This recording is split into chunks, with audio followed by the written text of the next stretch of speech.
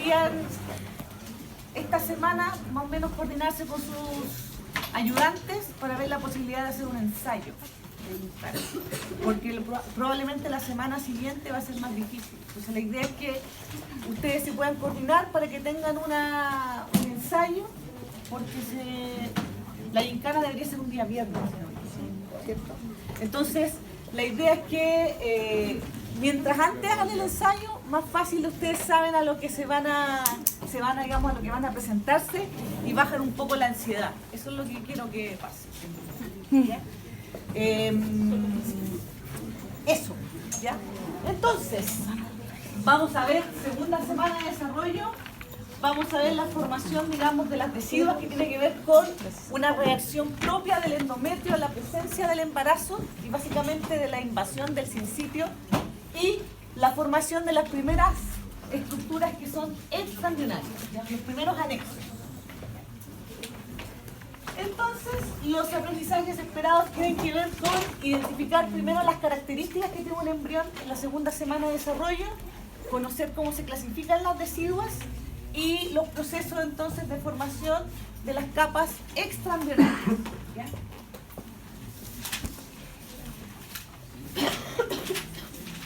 Para contextualizar, recuerden que una vez que se ha iniciado la fecundación, que se ha establecido más frecuentemente en la ampolla de la tuba, ¿ya? Se produce entonces una serie de divisiones, ¿ya? Que reciben el nombre de segmentación, ¿ya?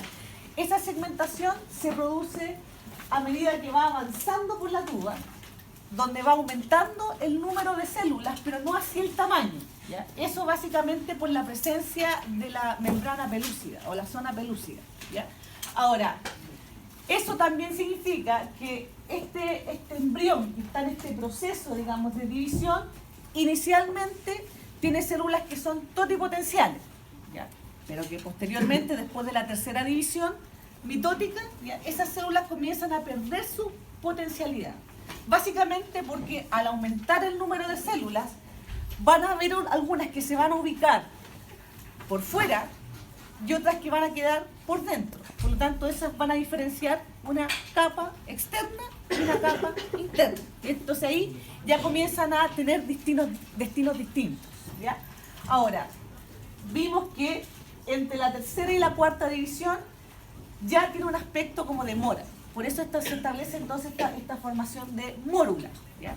Y esta mórula, a medida que va aumentando las divisiones celulares, se va compactando para finalmente diferenciar un blastocisto, ¿ya? Ese blastocisto, que inicialmente está a la entrada de la cavidad uterina, ¿ya? Todavía está rodeado por la membrana pelúcida, por lo tanto todavía no tiene la capacidad de poder implantarse.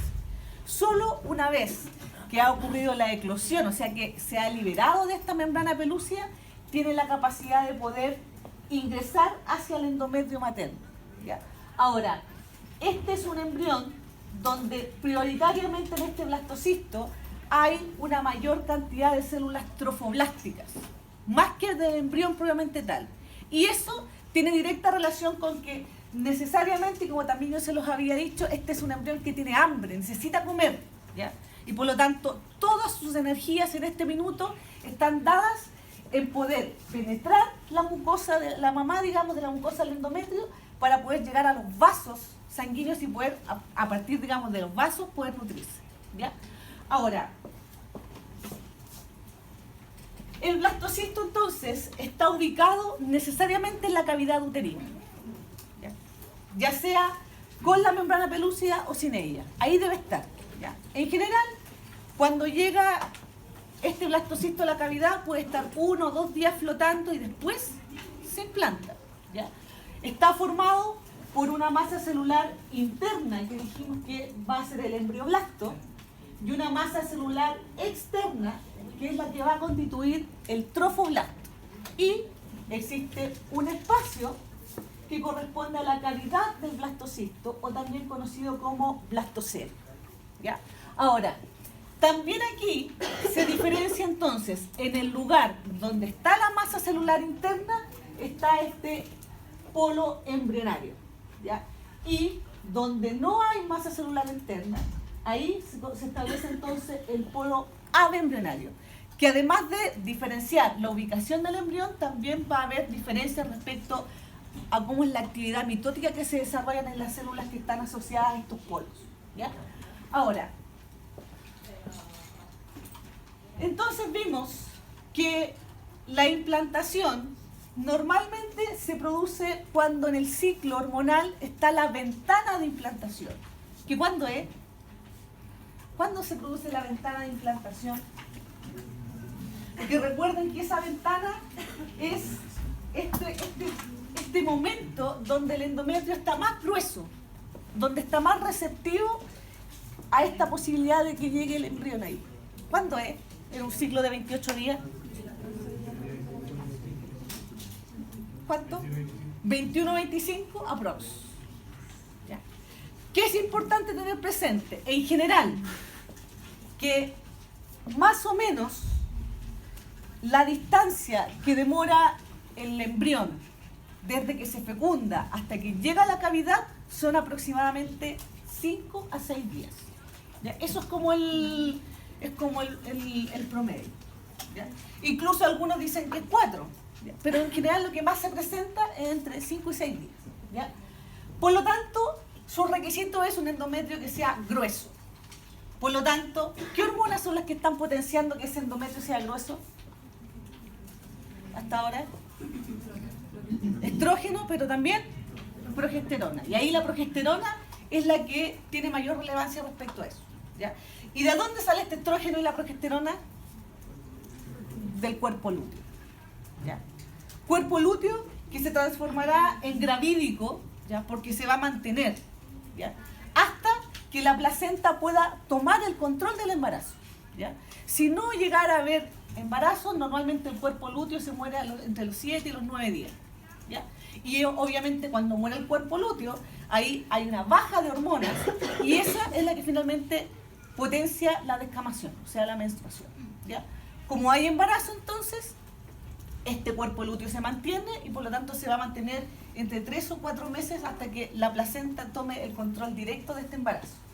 Por lo tanto, recuerden que también, yo les había dicho que en algún momento yo lo pregunté, cuando yo extraigo un ovario en donde existe un cuerpo lúteo que es gravídico y este embarazo tiene menos de 3 meses, probablemente yo al sacar el ovario se va a terminar el embarazo, ¿ya? Que es importante tenerlo presente porque yo en general cuando les hago preguntas en la prueba las trato de contextualizar en un ambiente más clínico, no así como tan directamente respecto, digamos, a la materia, ¿ya? Y las etapas, dijimos que hay 3 etapas que están asociadas a la implantación que tienen que ver con la posición, ¿ya? Que es la orientación entonces del polo embrionario hacia el endometrio, ¿ya? Luego está la adhesión, cuando su nombre lo dice, se adhiere a la mucosa, y finalmente la invasión, cuando se diferencia el trofoblasto en sito y en sinsitio. Y a partir entonces de ese sinsitio es que debe penetrar la mucosa y comenzar entonces a generar este canal, digamos, que lo va a llevar finalmente hasta el sinusoide materno y por lo tanto va a llegar, digamos, hasta la sangre de su mamá. ¿Ya? Entonces, lo importante, básicamente, está dado en que hasta ahora lo prioritario es que el trofoblasto se diferencie para que este embrión se pueda nutrir. ¿Ya? Eso es lo más prioritario en este minuto. Pero en el embrión también están ocurriendo cambios, ¿ya? Y en general, cuando hablamos de segunda semana, siempre vamos a hablar de cosas pares en general, ¿ya? Entonces, cuando hablamos de 2 semanas, el embrión ya tiene 2 capas, ¿ya? Esas 2 capas, en casi todos los textos de embriología, la superior se pinta como celeste, azul, celeste. Y la de abajo se pinta amarilla. No sé si será una cuestión como, no sé, se habrán puesto de acuerdo todos, pero en general casi siempre es así, ¿ya? Ahora, las células que están arriba aquí, que están en este color celeste, corresponden al epiblasto, ¿ya? Y las que están abajo son las del hipoblasto, ¿ya? Ambas entonces entonces presentes en este embrión de segunda semana, ¿ya? Ahora, este embrión hasta ahora tiene forma de disco, por lo tanto es plano, plano con estas dos capas, ¿ya? En general, Lachmann, que es como nuestra bibliografía básica, dice que las células del epiblasto son relativamente cilíndricas. Pero como yo les decía, que hay como libros que son mucho más como específicos respecto, digamos, a este tema. Para algunos también las células del epiblasto son como cúbicas, como más achatadas. O sea, no son tan cilíndricas, sino que son como más cortitas, ¿ya? En cambio, las células del hipoblasto son más aplanadas, ¿ya? Pero Lachmann dice que son cúbicas. Entonces, como la bibliografía básica del curso es Lachmann, para nosotros estas van a ser cilíndricas y estas van a ser cúbicas, ¿ya? Pero yo les digo lo otro porque igual si lo van a leer igual en los otros textos, ¿ya? Ahora, significa entonces que hasta esta altura tenemos un embrión que todavía está en proceso de implantarse, pero ya en este proceso ya se han diferenciado estas dos capas dentro del embrión, ¿ya? Ahora, estas dos capas que constituyen un número minoritario de células todavía. Así recuerden que hasta ahora lo que sigue predominando de manera importante son las células del trofoblasto y cómo están diferenciadas en sitio y en sin sitio, ¿ya? Ahora, si ustedes se fijan en ese esquema, ¿ya? Van a ver que a partir de estas células de arriba, que corresponden al epiblasto, se empiezan a generar como unas células que van como tapando por arriba. Y por otro lado, acá abajo también hay otras células que empiezan a revestir esta cavidad que antes eran blastoceles, ¿ya? Por lo tanto, inmediatamente, una vez que se han formado este embrión bilaminar, ¿ya? Comienzan inmediatamente a generarse diferenciaciones dentro, digamos, de estas células para poder conformar los primeros anexos embrionarios. Esto de acá arriba será la cavidad amniótica y esto que está aquí abajo, que antes era el blastocele, se debe transformar en saco vitelino primario, ¿ya? Y ahí tendríamos, digamos, también el inicio en la formación de los primeros dos anexos embrionarios.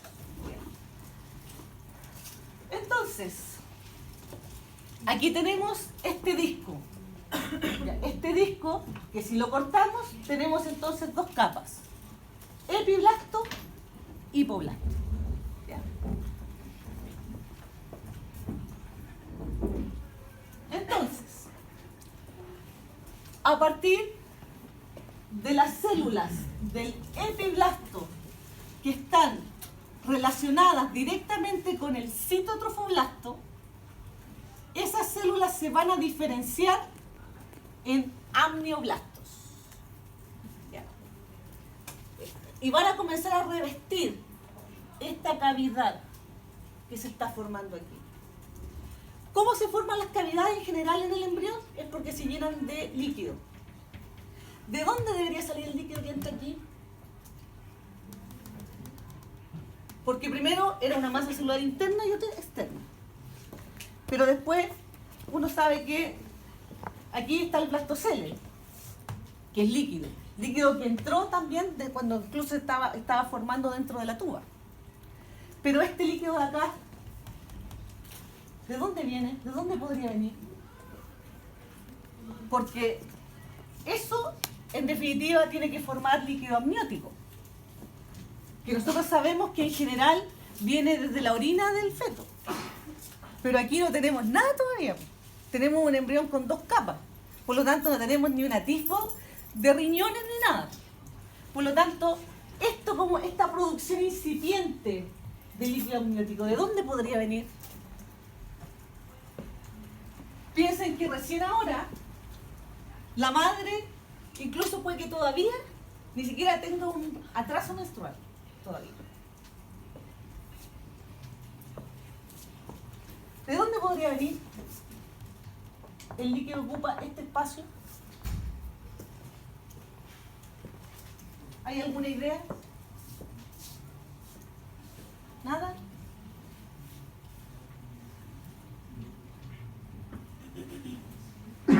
En realidad, el líquido que está aquí son filtrados del suero de la madre. Nada más.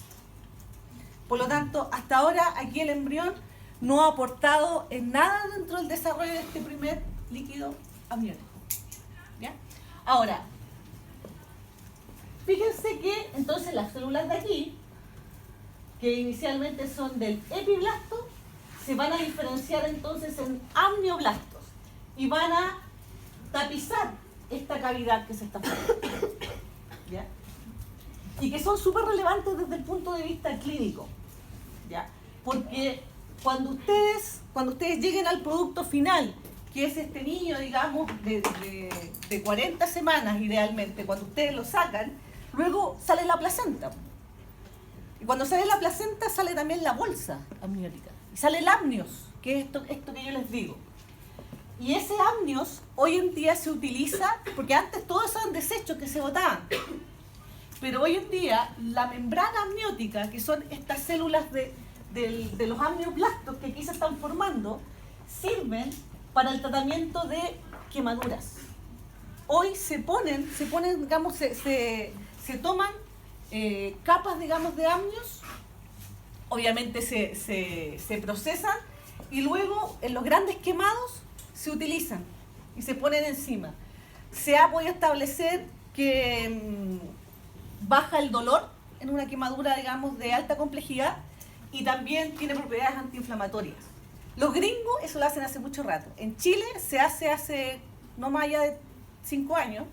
Se empezó en un hospital en la 4ª región y ahora hace poquito se está haciendo también en Santiago.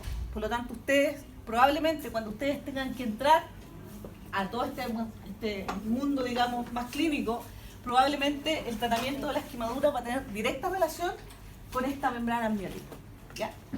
Ahora, por otro lado, células del hipoblasto ahora también van a revestir internamente esta que era la cavidad del blastocisto.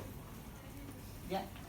Y van a generar aquí una capa que lo va a revestir completamente y que va a originar finalmente el saco vitelino primario. Ahí pasa a cambiar de nombre, porque hasta ahora es blastocele o cavidad del blastocisto. Pero cuando se comienza a revestir por células del hipoblasto, se comienza a revestir internamente, cambia su nombre a saco vitelino primario. También lo pregunto. ¿Ya? Ahora, aquí, como no hay terminología anatómica internacional, tiene hartos nombres. Entonces, esta capa que va a revestir internamente se puede llamar endodermo extraembrionario. Y ese es como el término más moderno. Es como de los libros más nuevos, ese es el término. ¿Ya? Pero también ustedes la pueden encontrar como membrana de Heuser. O también, porque así está en el Lachman, de hecho, membrana de Heuser. O también la pueden encontrar como membrana exocelómica. Y estamos hablando de la misma cosa. Entonces, ya sea endodermo extraembrionario, ya sea membrana de Heuser, o sea, membrana exocelómica, lo que yo le estoy mostrando aquí es la membrana que reviste entonces internamente a este saco vitelino primario. ¿Está claro eso, no? ¿Sí? Heuser, con H. H-E-U-S-E-R. Heuser. ¿Ya? Ahora, como hoy se trata como directamente de asociar a las capas germinativas, este es como el nombre como que la lleva ahora. O sea, cuando la terminología llegue al aspecto embriológico, probablemente este es el nombre que va a quedar. ¿Ya? Ahora, es importante que tengan presente que es endodermo extraembrionario, o sea, es un tejido que está por fuera del embrión, ¿ya? Porque hasta ahora embrión es solamente estas dos líneas que están aquí, estas dos líneas celulares. Todo el resto corresponde a anexos, ¿ya?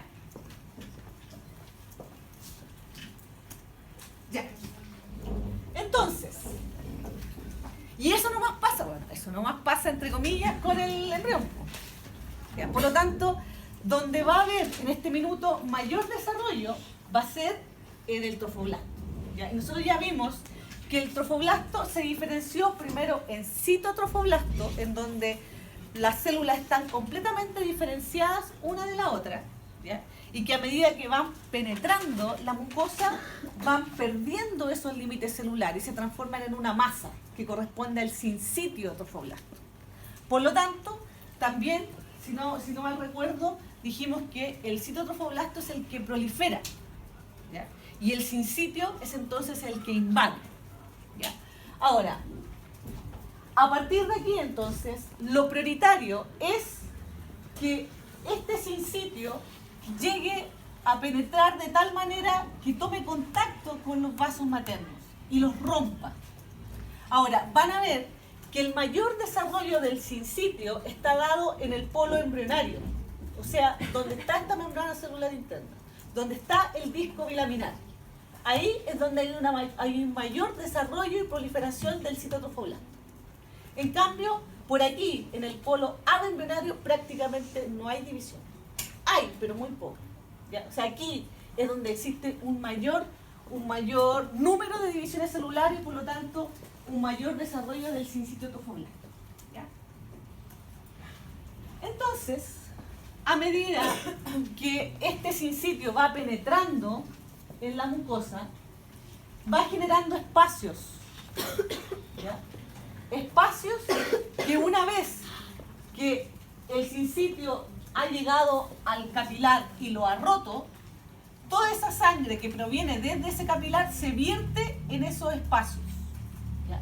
Que corresponden a las lagunas sinciciales o trofoblásticas, ¿ya? De manera que esos espacios entonces se comienzan a llenar de sangre, que es de la mamá, ¿ya? Ahora, significa que esa es la primera tipo de circulación útero-placentaria, ¿ya? Pero fíjense que a pesar de que la sangre ingresa al sincitio, digamos, y está como entre medio, no hay, aquí, bueno, todavía no hay desarrollo de sangre fetal, pero no debería haber mezcla, ¿ya? Ahora, ocurre, y también me acuerdo que les había dicho que alguien me podía preguntar por qué en algunas mujeres podía ocurrir que hubiera un mal cálculo de la edad gestacional porque pueden confundir un sangrado por implantación con una regla o una menstruación, ¿ya? Y eso es porque como este embrión tiene que penetrar directamente y completamente en la mucosa, va a haber un minuto en que estas lagunas se pueden encontrar aquí. O sea, esto va a entrar y finalmente va a quedar inmerso dentro de la mucosa. Pero estas lagunas tienen que estar rodeando por todos lados a este sistema. Por lo tanto, esas lagunas que pueden estar muy cerca del lugar por donde penetró el embrión son las que potencialmente pueden generar un sangrado. Y un sangrado que igual puede ser no menor. Por eso se puede confundir con una regla. Entonces, por eso es importante, pero sí, probablemente el color puede diferenciar. Por eso es importante, digamos, cuando ustedes tengan que establecer edad gestacional y tengan que preguntar sobre la fecha de última regla, uno siempre debe preguntar si fue igual que siempre, si dolió igual que siempre o no dolió, o si el color era distinto, si duró los días que duraba siempre. Todas esas cosas de alguna manera permiten tener claridad si eventualmente lo que me está relatando la paciente es una menstruación o eventualmente es un sangrado por implantación. Ahora, no todas las mujeres van a tener ese sangrado, ¿ya? Pero eso podría justificar normalmente que se produjera un sangrado entre el día 27 y 28 de un ciclo normal. Entonces, por eso es fácil que lo pueda confundir, ¿ya? Ahora, a medida que el trofoblasto va penetrando, si ustedes se fijan acá, son como digitaciones. Por lo tanto, se van generando lo que se llama vellosidades coriónicas. Y por lo tanto, la primera etapa del desarrollo, digamos, de la placenta corresponde a la etapa lacunar, que es lo que yo les mostraba antes. O sea, cuando el sincitio se llena de sangre, es la primera etapa en la formación de la placenta. ¿Ya? Ahora, a medida que ese trofoblasto va penetrando, se tiene que ir diferenciando en estas prolongaciones que corresponden a las vellosidades coriónicas. ¿Ya? Y hay tres: primarias, secundarias y terciarias. Primarias porque solamente poseen cito y sincitio trofoblasto. Eso es lo que contienen. ¿Ya? Y aprox, al final de la segunda semana ya debería haber una vellosidad primaria. Aprox. ¿Ya? Nunca les voy a preguntar un día específico, sino que más o menos al final de la primera, o sea, de la segunda semana, perdón, ya debería haber vellosidades primarias. Y esa vellosidad primaria entonces está formada inherentemente por cito y sincitio trofoblasto. ¿Ya? Luego, esta vellosidad va a diferenciarse en una vellosidad secundaria. ¿Ya? Que va a tener otro componente anexo. Tiene cito, tiene sincitio, pero ahora aparece aquí otro tejido que corresponde al mesodermo extraembrionario, y que lo vamos a conversar también cómo se forma. ¿Ya? Ahora, uno dice, ya, pero esto es el día 16. Pero si ustedes se fijan en los libros de embrio, el desarrollo del mesodermo extraembrionario siempre se establece en la segunda semana. ¿Ya? Ahora, la vellosidad terciaria corresponde entonces a la vellosidad más compleja, ¿ya? Que corresponde a cito, sincitio, mesodermo extraembrionario. Pero ahora, en ese mesodermo extraembrionario se diferenciaron los primeros vasos coriónicos. Estos son los primeros vasos que son propios del sistema embrionario. ¿Ya? Por lo tanto, aquí los primeros vasos que se van a formar están fuera del embrión. ¿Ya? Insisto, porque en este minuto lo importante es que este embrión tenga la capacidad de poder nutrirse de manera óptima. De hecho, todavía tenemos un embrión que tiene 2 capas nomás. Pero el trofoblasto se ha diferenciado enormemente para poder llegar finalmente a diferenciar esta vellosidad terciaria. Y por lo tanto le va a dar el primer atisbo funcional de una circulación útero-placentaria. Entonces esto tiene que ser rápido. Ahora, esto corresponde también a parte, digamos, de las etapas del desarrollo de la placenta. La primera es cuando se forman las lagunas. La segunda es cuando se forman las vellosidades. ¿Ya? Ahora, ¿qué pasa en el endometrio? En el endometrio se produce esto que corresponde a una reacción decidual, que no es otra cosa que una reacción del endometrio a la presencia del embarazo, producto de la invasión. ¿Ya? Por eso dice, producida por la invasión del trofoblasto. Sabemos que específicamente del sincitio. ¿Ya? Ahora, recuerden que el sincitio es súper relevante porque además de que invade, aquí también hay un aspecto hormonal importante. Desde el sincitio se establece la formación de la gonadotrofina coriónica, que es la que corresponde al marcaje hormonal, ¿ya? Y que va a depender, si la tomo cualitativa o cuantitativamente, yo puedo establecer, por ejemplo, semanas de embarazo. De hecho, hoy día existen hasta unos test de orina que uno pone una muestra y más o menos calcula, dependiendo, digamos, de cuánta presencia de hormona hay, semanas de embarazo. Ahora, no son tan exactos, pero existen algunos que tienen esa condición. Ahora, en el examen de sangre se cuantifica. O sea, yo digo, ¿cuánto hay circulando en sangre? ¿Ya? Y si alguna vez ustedes han visto uno de esos exámenes, van a ver que además del resultado, al ladito aparecen rangos. Y aparece, por ejemplo, de tanto a tanto son 2 semanas. de tanto a tanto son 3, son 4, son 5 y así, ¿ya? Entonces ahí más o menos también se puede generar un cálculo. Ahora, eso tampoco es tan exacto, porque, por ejemplo, en el caso de que haya un embarazo múltiple, la gonadotropina catiónica se dispara, porque ahí hay dos sinsitios que están generando esa producción hormonal, ¿ya? Ahora, la reacción decidual es importante porque detiene la penetración del sinsitio. O sea, el sinsitio solamente debe invadir endometrio funcional, nunca basal, ¿ya?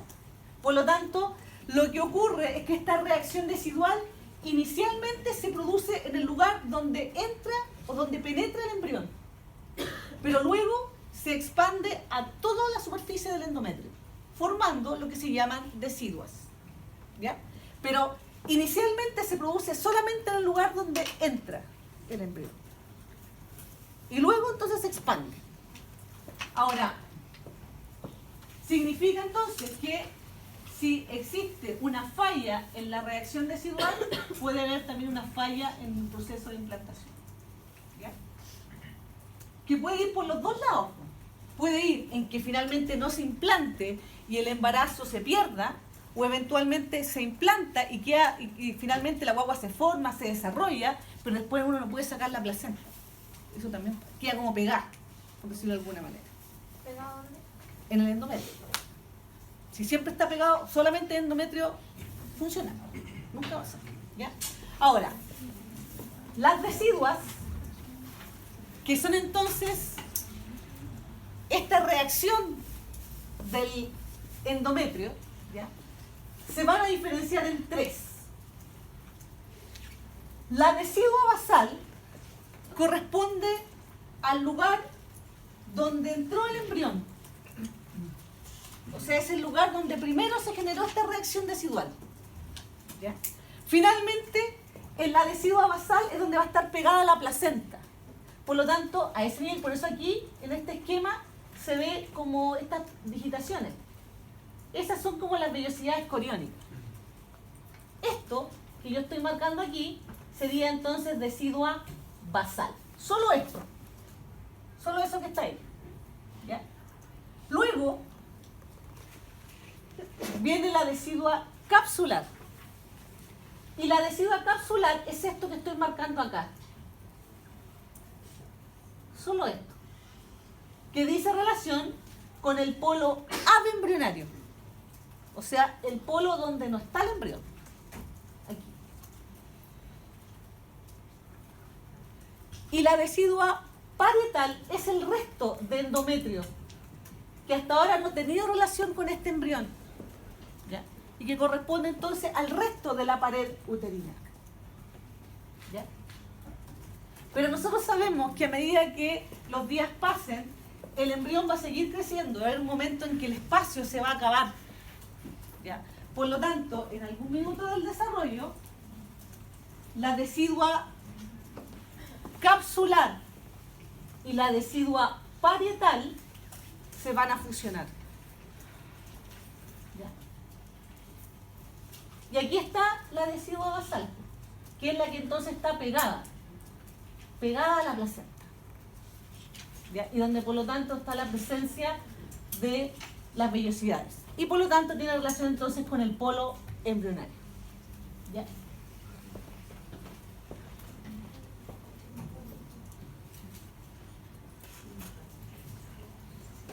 Carson establece, a mí me gustan estos cuadritos porque son como de resumen, ¿ya? Pero aquí establece en días, más o menos, establece el desarrollo, digamos, de la implantación, que está dado como la maduración del blastocito, entonces pierde la zona pelúcida, se adhiere, penetra a partir de la invasión, se va a generar entonces el sinsitio, para finalmente llegar a los vasos maternos y generar entonces las lagunas. Luego se van a formar las vellosidades primarias, secundarias, ¿ya? Terciarias, finalmente aproximadamente ya al día 22. O sea, ya con más de 3 semanas las vellosidades terciarias deberían estar establecidas y por lo tanto ya debería haber una circulación uteroplacentaria que es funcional. O sea, ya a este nivel tenemos un embrión que se está nutriendo a partir de, digamos, lo que la mamá le está aportando a partir de la sangre. ¿Ya? Ahora, vamos a retomar lo del mesodermo extraembrionario. ¿Ya? Ocurre que tenemos sincitio que ha invadido, que ha roto vasos maternos y que ha formado las lagunas. Tenemos un embrión con dos capas, epi e hipoblasto. Tenemos una cavidad amniótica en desarrollo y tenemos aquí lo que corresponde a un saco vitelino primario. ¿Por qué? Porque aquí se supone que estamos asumiendo que aquí se ha revestido internamente por este endodermo extraembrionario, membrana de Heuser o membrana exocelómica. ¿Ya? Y que por arriba, entonces también se ha podido revestir internamente por amnioblastos. ¿Ya? Ahora, ocurre que se comienza a generar una nueva población de células. Y esa población de células se ubica aquí. Esta población de células se va a ubicar en el espacio, por ejemplo, de este nivel, entre la membrana exocelómica y el citotrofoblasto. Aquí va a comenzar a proliferar células y van a rellenar todo el espacio. A este nivel entonces van a tener relación con los amnioblastos y con el citotrofoblasto. Pero van a revestir entonces completamente. De manera que van a generar entonces este tejido que va a corresponder al mesodermo extraembrionario. Extraembrionario porque está fuera del embrión. ¿Ya? Ahora, una vez que se ha formado este tejido que está entre medio, se comienzan a generar espacios a partir de un proceso de vaporización. O sea, empieza como a entrar como líquido y comienza a generar estos espacios. ¿Ya? Esos espacios finalmente van a determinar que se forme una gran cavidad que está aquí. Esa. Que se denomina cavidad coriónica o también se llama celoma extraembrionario. Cada vez que yo les diga celoma es un espacio. Extraembrionario porque todavía estamos fuera del embrión. ¿Ya? Ahora, al mismo tiempo que eso ocurre, fíjense qué pasa con el saco vitelino. Miren, voy a volver atrás. Así estaba primero. Acá tenemos un saco vitelino primario. ¿Ya? Y tenemos entonces todo este tejido que está rellenando el espacio. Ahora, yo les dije que ese tejido entonces se comienza a llenar de líquido. Ahora, al mismo tiempo que eso ocurre, aquí siguen produciéndose células desde el hipoblasto. Pero recuerden que para nosotros el saco vitelino no es tan relevante respecto, digamos, a lo que tiene que ver con nutrición. Por lo tanto, nosotros no necesitamos un gran saco vitelino. Por lo tanto, a medida que se va produciendo más células desde el hipoblasto, este saco vitelino se comienza como a estrangular, se empieza como a estrechar, hasta que finalmente se hace más pequeño.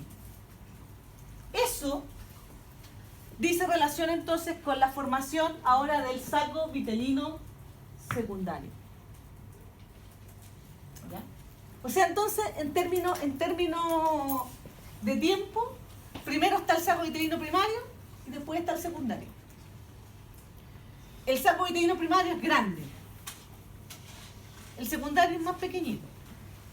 Ahora, los restos de ese saco vitelino que ya están sobrando se van hacia el polo abembrionarios y se transforman en quistes exocelómicos, ¿ya?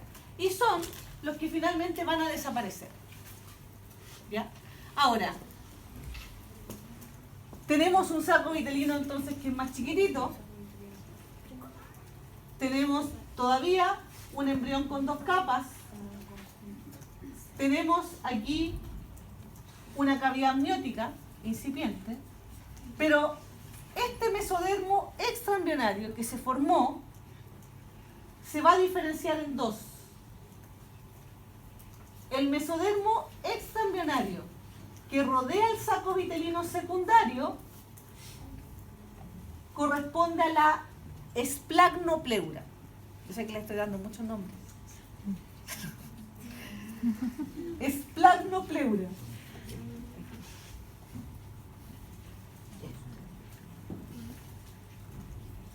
Que es súper relevante porque a partir de esa esplagnopleura se van a generar los primeros vasos propios, digamos, los primeros vasos del embrión. Aquí. Solo esto es esplagnopleura, esto que estoy marcando aquí. Ahora, todo lo que está acá, que está asociado a la cavidad amniótica y revistiendo el citotrofoblasto, corresponde a la somatopleura. Esplagnopleura, somatopleura. Todo eso. Ahora, fíjense que finalmente la cavidad coriónica va a separar al embrión del trofoblasto y solamente lo va a conectar aquí. ¿Y eso sería somatopleura o esplagnopleura? Somatopleura. Y esto es lo que más adelante va a originar cordón umbilical. ¿Ya? Que hasta ahora aquí no se ha diferenciado. Por lo tanto, aquí, básicamente, este mesodermo extraembrionario, más adelante se va a diferenciar en vasos sanguíneos, en vasos umbilicales, ¿ya? Para poder generar la conexión. Entonces, pensemos, 2 semanas. El embrión tiene 2 capas, epi e hipoblasto. Hay 2 primeros anexos, cavidad amniótica y saco vitelino. Tenemos además un mesodermo extraembrionario que se ha diferenciado en somatopleura y esplagnopleura. ¿Ya? Tenemos un trofoblasto que se diferenció en cito y en sincitio, y que por lo tanto invadió y llegó a penetrar, digamos, la mucosa y finalmente entonces generó las lagunas. Fíjense que aquí, en general, cuando el embrión ingresa a la mucosa del endometrio, acá abajo debería quedar como una costra, como un tapón de febrina. Aquí. Entonces, si aquí, por ejemplo, justo está formándose la costra y justo se forma una laguna por aquí, obviamente el contenido de esa laguna va a salir. Y eso es lo que la madre confunde con menstruación. Y a eso es lo que yo le llamo este sangrado por implantación. ¿Se entiende, no? Pero insisto, ahora, dentro del punto de vista como ginecológico, uno ahí habla de sangrado, para diferenciarlo de lo que es la regla, digamos, que es cíclica. ¿Ya? Ahora, entonces, el saco vitelino y básicamente el mesodermo que lo recubre, que ya sabemos que es la esplagnopleura, es importante en la formación de los primeros vasos sanguíneos. ¿Ya? Pero, que insisto, tiene un papel muy limitado en el metabolismo, asociado como a nutrientes. De hecho, Carson dice que existe en ese saco vitelino hay un poco de vitamina A, vitamina E, un poco de ácido fólico, que de alguna manera trataría, digamos, de contribuir a que no hubieran defectos, por ejemplo, el tubo neural. ¿Ya? Porque el ácido fólico ahí es importante. Pero la verdad es que nutricionalmente no nos va a aportar mucho. Ahora, sí es importante porque también en la segunda semana, desde el epiblasto, se van a diferenciar células que van a salir del embrión. O sea, desde este epiblasto, células van a salir y se van a alojar en la pared del saco vitelino. Esas células son el primer atisbo de las gónadas, que van a salir del cuerpo del embrión y después van a volver a entrar. ¿Ya? Ahora, el saco vitelino solamente va a estar presente en el primer trimestre. Luego debe desaparecer. Y desaparece directamente relacionado con la formación de las asas intestinales. ¿Ya? Luego, digamos, debería desaparecer.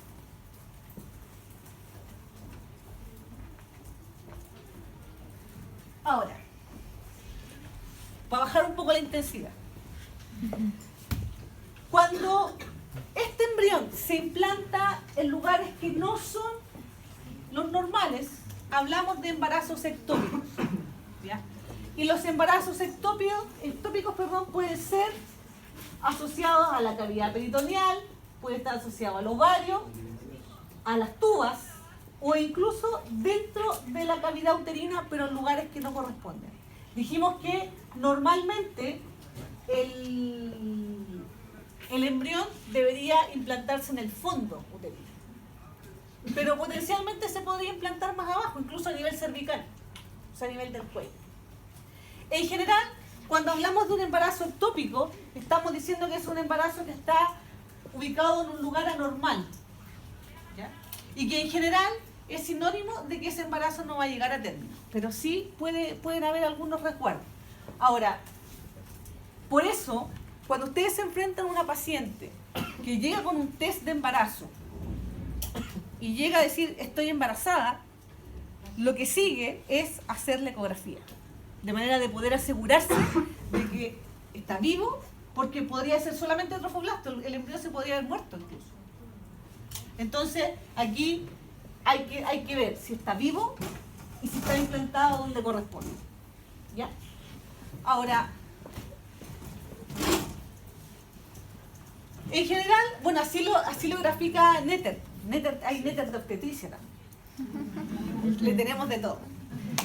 Y aquí hay un tipo de embarazo que es el embarazo abdominal. Fíjense, aquí está el útero.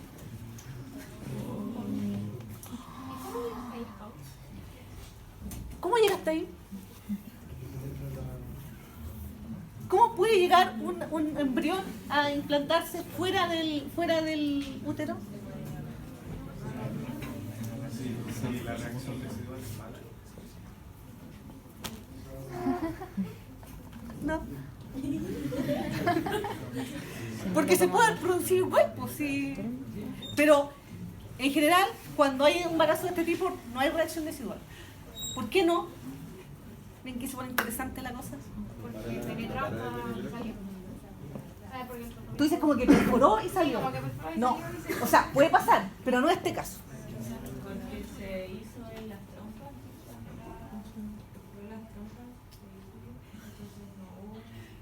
¿Pero y cómo salió de la trompa? No, porque habría una hemorragia, po. Si la perfora es porque va a haber una hemorragia. Piensa que previo, piensa, las mujeres me van a entender. Cuando uno está como a punto de llegarle la regla, como que uno se siente como hinchado, ¿no? Ya, eso es porque ahí va llegando más flujo sanguíneo. Si se genera una perforación, eso genera una hemorragia importante. De hecho, un embarazo ectópico es una urgencia obstétrica. O sea, una persona se puede morir por eso. Entonces, no piensa en una perforación. Es más básico que eso. ¿No lo atrapa? No lo atrapan. Acuérdense que la tuba tiene fimbrias, porque el ovario no está pegado a la tuba. Entonces cuando sale, se supone que las fimbrias van como moviendo para que ingrese al lumen. Y de hecho hay una de las fimbrias que es más larga y que se llama fimbria ovárica por lo mismo. Pero si como que se va y pasea la tuba y se va por fuera, claro, pues va a llegar y se va a implantar en el abdomen. Incluso puede estar implantado obviamente las asas intestinales, pero también en partes del hígado. Ahora, normalmente esas guaguas se desarrollan por más tiempo. Obviamente no pueden nacer por un parto vaginal. ¿Ya? Normalmente es un embarazo, digamos, que es complicado, de riesgo. Normalmente son guaguas que se nutren con poco igual. Piensen que por aquí van los desechos. Por lo tanto, no es una... Y normalmente están asociados también a alteraciones morfológicas. Entonces son guaguas que normalmente nacen, pero no sobreviven por mucho rato. ¿Ya?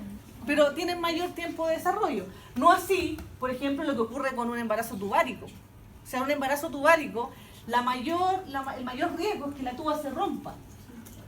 Por lo tanto, si eso ocurre, eso genera una hemorragia interna en la mamá. Y eso puede llevarla a la muerte. Entonces, normalmente, los embarazos tubáricos se tienen que interrumpir. ¿Cómo? Se saca la tuba completa. ¿Ya? Y eso, normalmente, se ve así. Ahora, en general, la mayoría de las veces, los embarazos tubáricos se extraen entre las 8 y las 9 semanas. ¿Ya? Más allá de eso, probablemente existe un mayor riesgo de ruptura.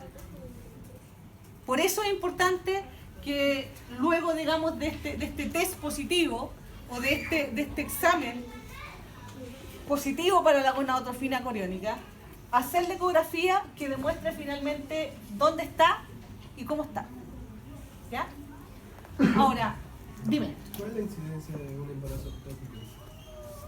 La verdad es que lo que más se presenta es tubario, pero una incidencia como general, la verdad es que es bien dispar. Porque sí, te puedo decir que existe una muy alta probabilidad de que haya embarazos tubáricos cuando hay antecedentes de ITS. Pero la verdad es que tampoco son tan frecuentes.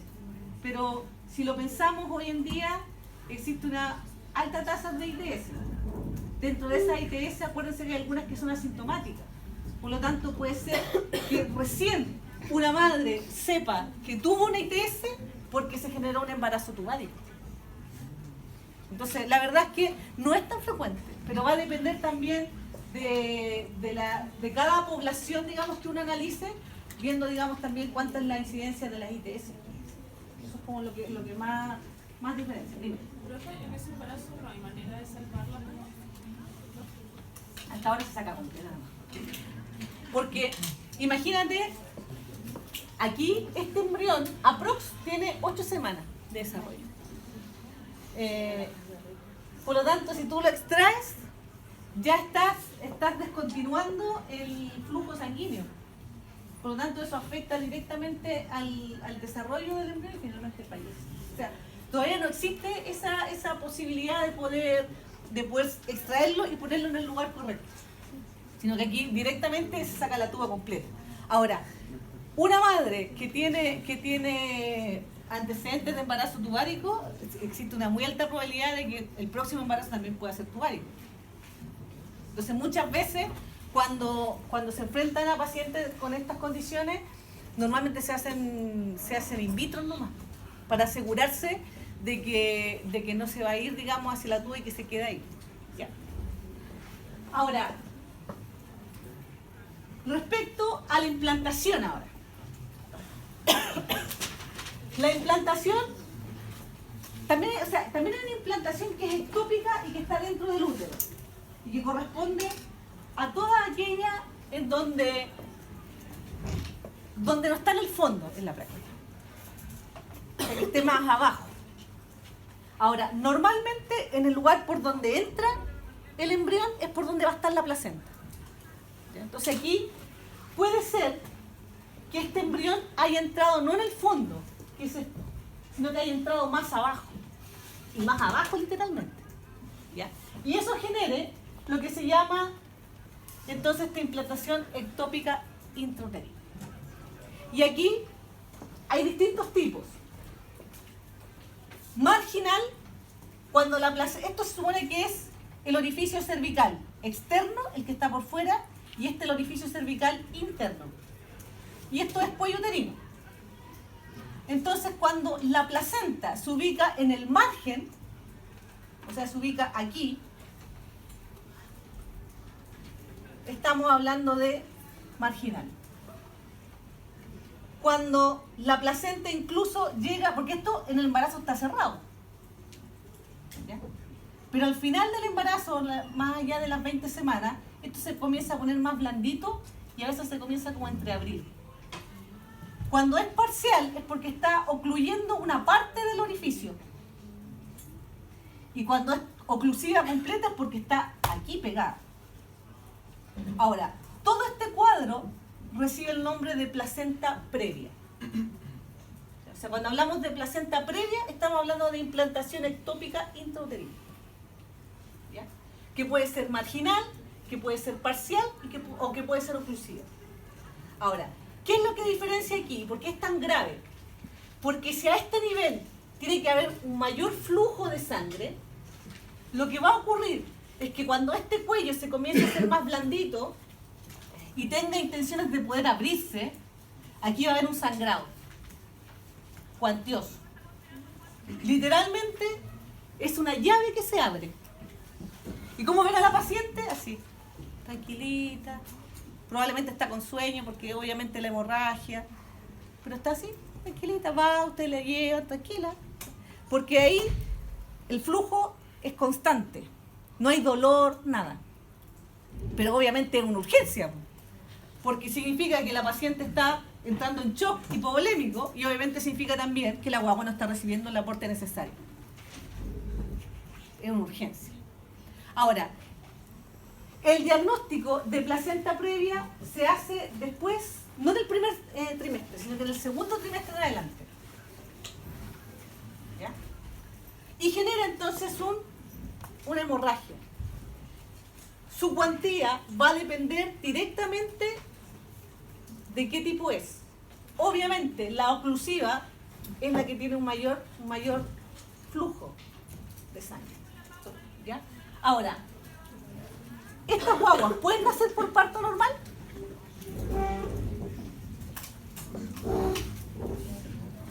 No pueden. Normalmente en el segundo trimestre las mamás comienzan a sangrar. Por lo tanto, las mantienen en reposo absoluto, ni siquiera para ir al baño. Reposo absoluto, que pueden pasar meses en reposo absoluto, para tratar como que la guagua esté ahí, pues no se mueva. Porque si ustedes lo piensan, a medida que la guagua va creciendo, va aumentando el líquido amniótico, va aumentando el peso de la placenta, va aumentando el peso de la guagua. Y si esto es como blandito, se empieza como a hacer presión, y eso puede hacer que abra. Ahora, la reacción decidual es súper relevante aquí. Porque la reacción decidual, además de todo lo que ya vimos que hacía, también genera la presencia de sustancias que de alguna manera equilibran la contracción del miometrio. Entonces, la relaxina, su nombre lo dice, genera la relajación. O sea, a medida que el útero se expande, no se contrae, porque la relaxina está elevada. Pero también hay prolactina y la prolactina lo contrae. Entonces, la reacción decidual genera como sustancias que de alguna manera equilibran este proceso de contracción y lo mantienen ahí. De manera entonces que es relevante. Ahora, ¿por qué se va a producir entonces este trastorno de implantación? Se va a producir básicamente porque aquí, en vez de implantarse acá arriba, se implantó aquí abajo. Y si aquí hay mucho flujo, entonces las posibilidades de hemorragia son altas. Y de hecho, la sangre es roja, brillante. Entonces eso también a uno le dice, si la mamá llega tranquilita, ya llega asustada porque llega como con la hemorragia, pero llega sin dolor y la guata uno la toca y está como blandita, es porque hay entonces esta placenta previa. Distinto es cuando está anormalmente adherida. Y ahí hablamos de acretismo placentario. ¿Cuál sería una causa de acretismo placentario?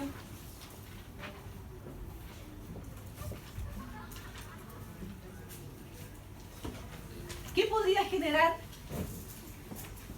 que la placenta no se adhiriera bien al endometrio? La reacción desigual.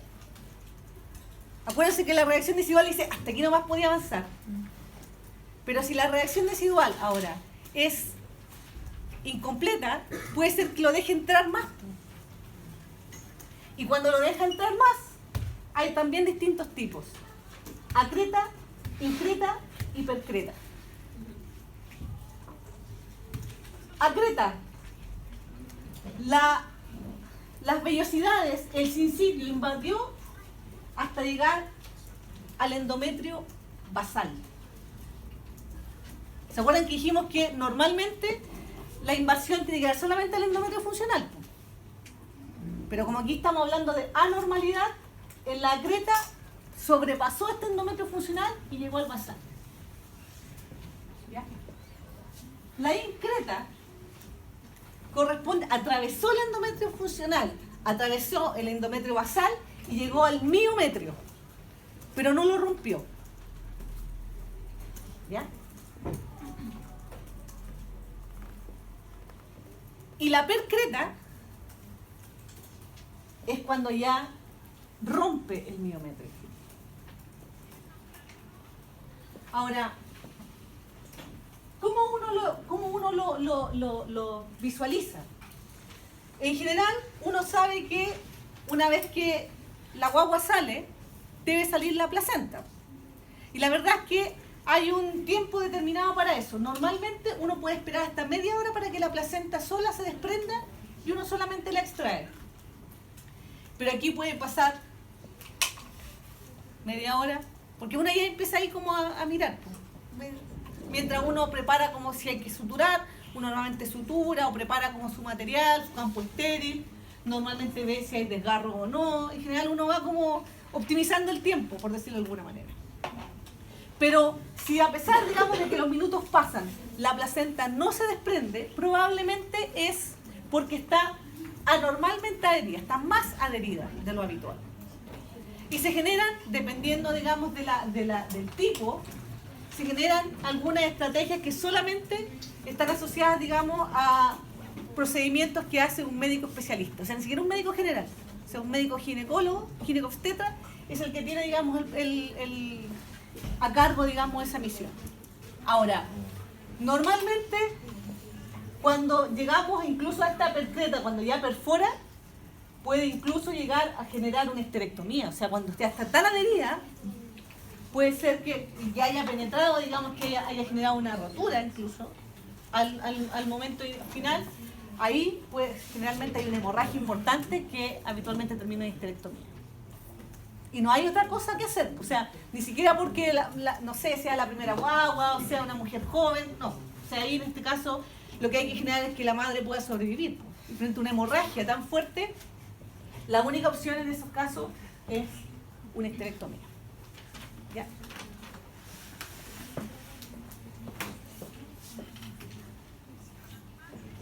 Entonces, dime. ¿Existe como el caso contrario donde la reacción desigual sea como demasiado buena y no logre penetrar lo suficiente?